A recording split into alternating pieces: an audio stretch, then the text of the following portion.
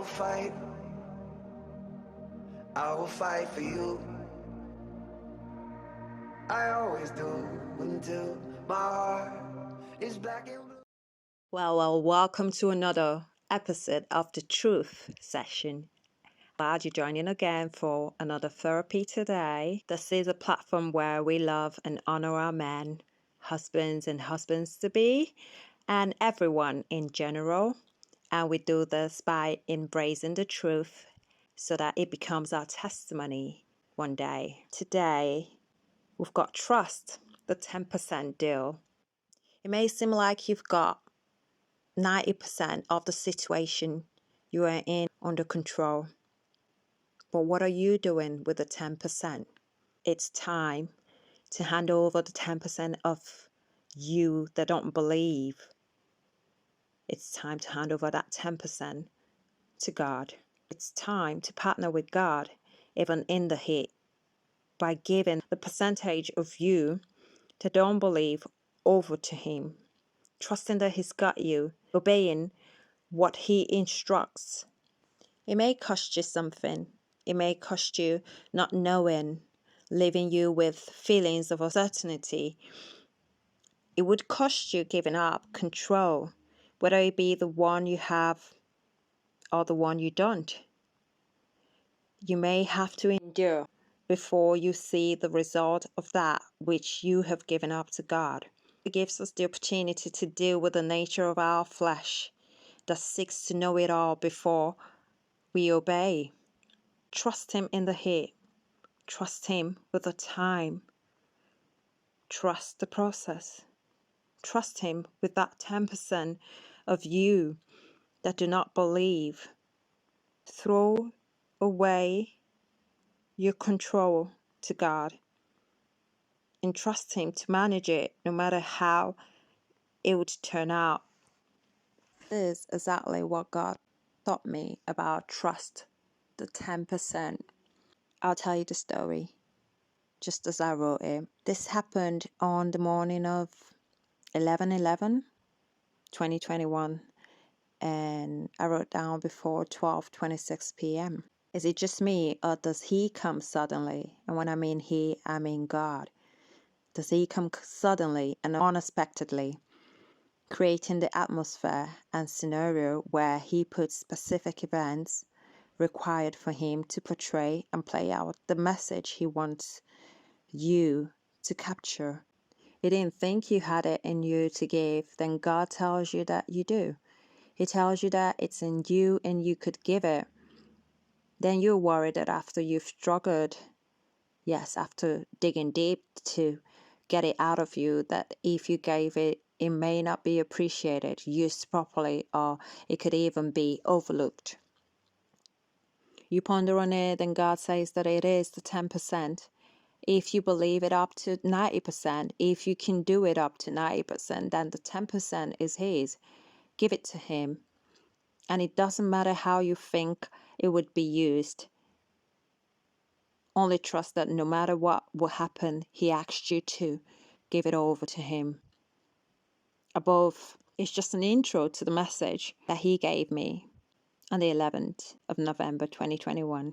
And this is how He set the scene on that day. I was coming out of the grocery store one morning when I saw a man sitting on the ground and he was asking for money. And this is a conversation between God and myself. As I was walking past him, I said I didn't have any cash on me. Then God spoke to me. He said, "You might not have cash on you, but you've got your card on you." I thought to myself, I have my bank card on me, but I don't even know if I have enough in my account for me to be able to withdraw money at all. Also considering the fact that the minimum amount I would be able to withdraw would be just £10. I was scared that I didn't even have that £10. I didn't have enough to withdraw, let alone giving it all to this man. He might even use it to feed his bad habits, addictions like drugs, alcohol, and cigarettes, or whatever, really. This conversation with God was so intriguing that I had to stop walking. I really didn't want to miss out on the revelation in it and where God was going with this.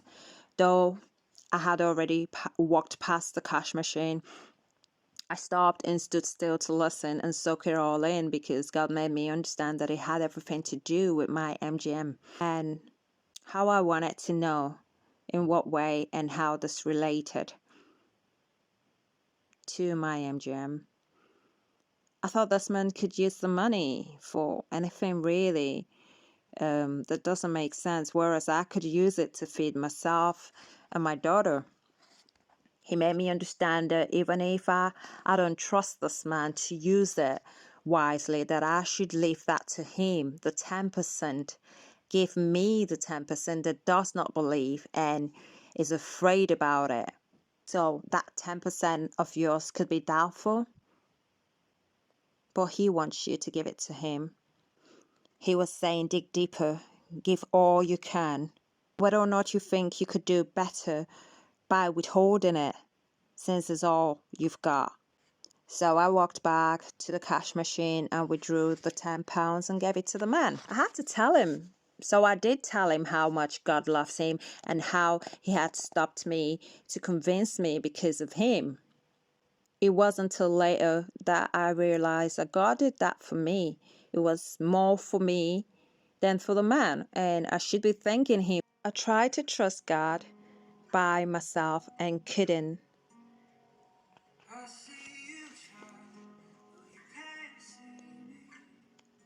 It's a journey that we all need him, and we can't trust him with or in our own strength.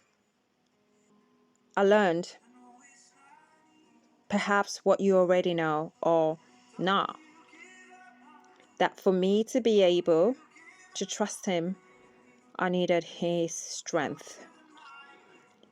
People may see trust as our own part to play when it comes to what God is doing in our lives or with us, but he is still our enabler, even when it comes to the part that we ought to play. It's not in my own power, nor yours, that we are able to trust him. He gives us the power to trust him. He is the one who causes us both to will and to do of his good pleasures. He's all powerful. He has to play a part even in our trust in him, because we couldn't if we tried it all by ourselves. So today, let him help you trust him. Give him that 10% of you that do not believe, and see what he does with it. God bless you.